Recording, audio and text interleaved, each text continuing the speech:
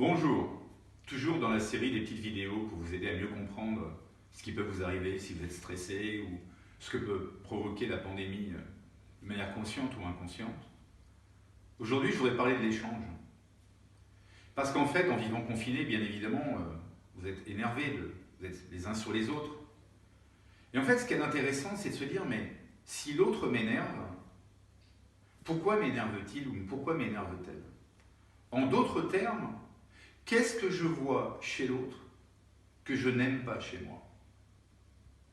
De remercier l'autre, en fait, d'être un miroir, de vous aider à progresser. Parce que le problème n'est jamais chez l'autre. Le problème est avant tout chez vous.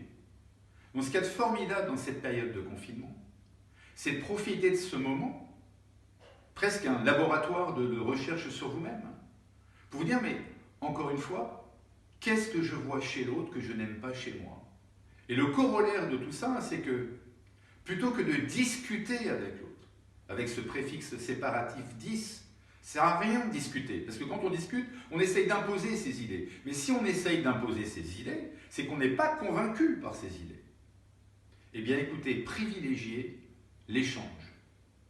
Privilégiez l'échange parce que, d'abord, ça vous aidera, ça amènera une forme de paix dans ce quotidien.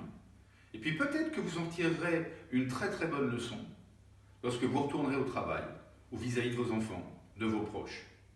D'être à l'écoute, d'être dans l'accueil de ce que l'autre est en droit de penser. Vous êtes en droit de penser ce que vous pensez. Je suis en droit de penser ce que je pense. Donc remerciez l'autre, même s'il vous énerve. D'être en quelque sorte le miroir de ce que vous êtes. Merci et bon courage.